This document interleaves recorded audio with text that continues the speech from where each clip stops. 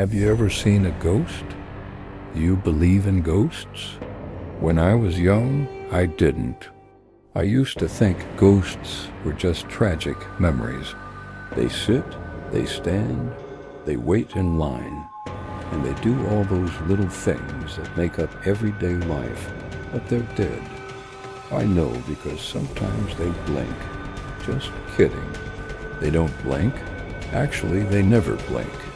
I'd be in a crowd and notice someone standing too still, a man in a business suit staring straight ahead, no phone, no expression. Just still. I kept glancing at him, but he never blinked. A jogger running in place on a treadmill, but not moving. Whenever I tried to film one, I thought maybe I could prove it. But every time I aimed a camera at them, they either disappeared or the footage came out corrupted. It's like they weren't ever there. The girl was gone and I couldn't remember how I got home. I must have passed out and hit my head, but that wasn't possible. I would have felt something snap, wouldn't I? Whether you've ever seen a person standing in a crowd who didn't blink, who spoke in whispers that cracked your mind, who looked at you with vacant eyes and made your skin crawl. And now they're starting to come for me. The worst part is, I know they're trying to communicate with me, warn me about something, but I can't understand their whispers. I don't know what they're saying, and now they're getting bolder. Blending in, riding the subway, teaching school, delivering packages. I think we all died together that day, and the ones who didn't move on became these hollow shells, these puppets, mimicking life, but not really living it. They're just stuck here, wandering around, watching us move on. The world is full of the dead. Most people just can't tell, but once your eyes are open, you can never shut them again, because I don't think I'm alone anymore. And if I disappear, don't believe what they say. If you see them, I need to know. If you see them, I need your help. I need to know I'm not alone. I need to know there's someone else out there who can see them, too. I'm waiting for you. I hope you come. I hope I don't go crazy before then. I hope I don't go crazy before then. I have to get out of this city. I have to escape whatever's happening here. I have to find somewhere safe, somewhere without them, but I can't do that alone. I didn't answer. I looked through the people. It was my mother, but she died 6 years ago.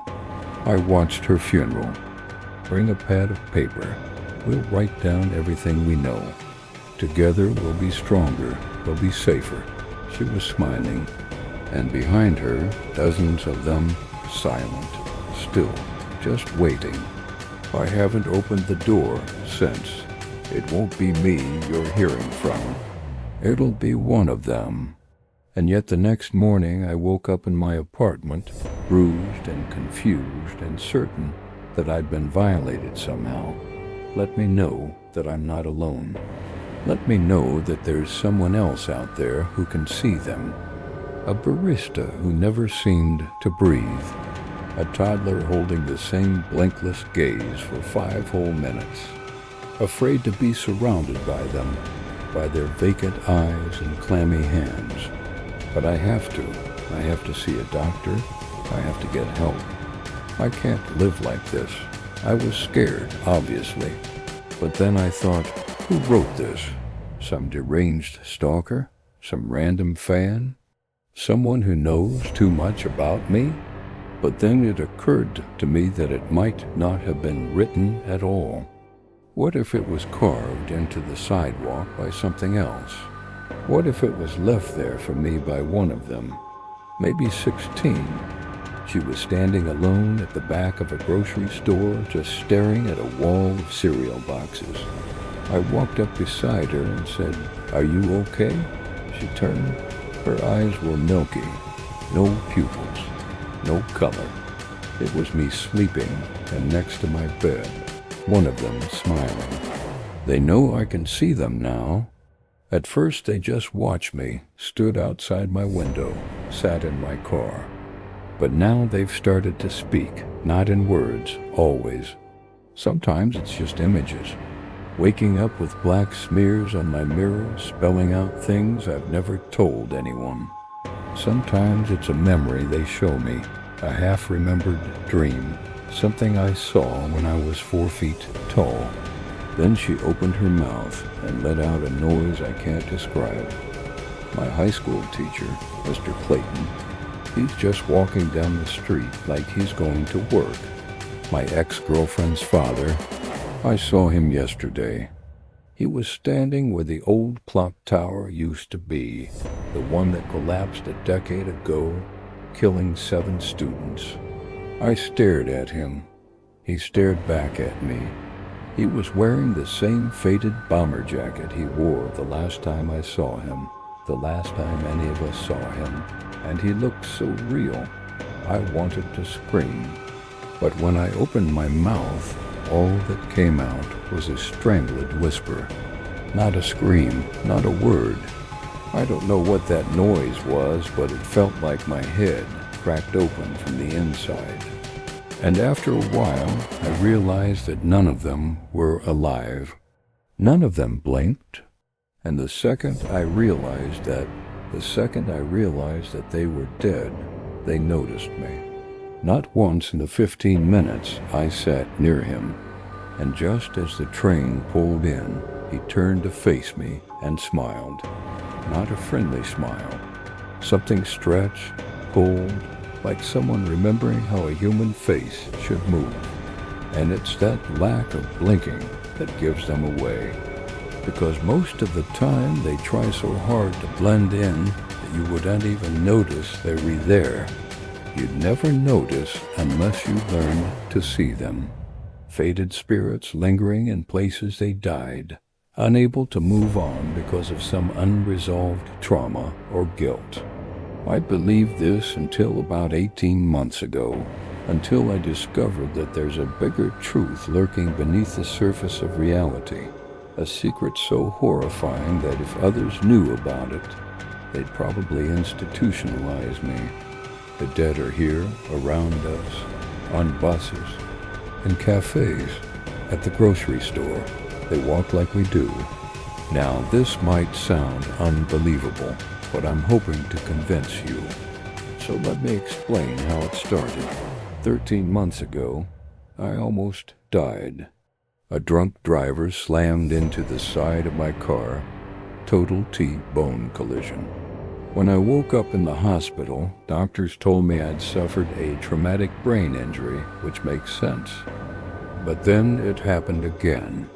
A week later, a woman at a bus stop, drenched in rain, but the pavement around her was bone dry. I walked past her without thinking much of it until I heard her voice, the same blank stare, same fixed position. She whispered, "You're awake now." My blood ran cold.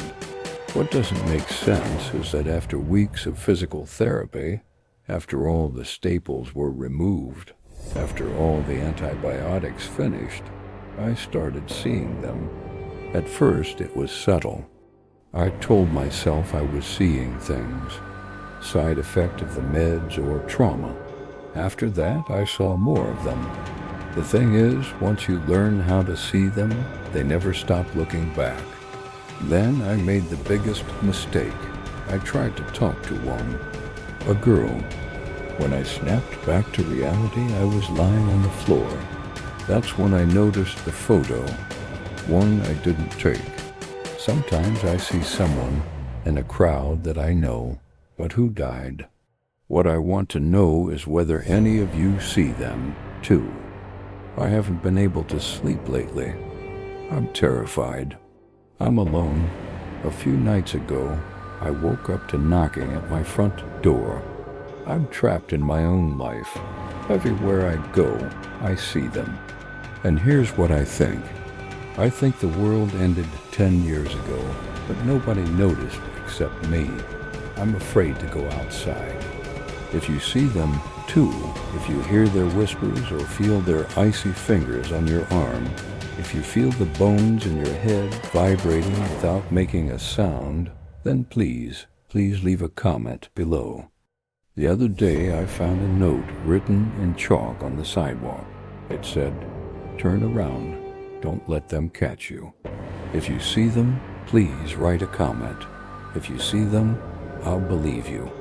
If you see them, meet me at the corner of Elm and 14th at noon tomorrow. Bring a pen.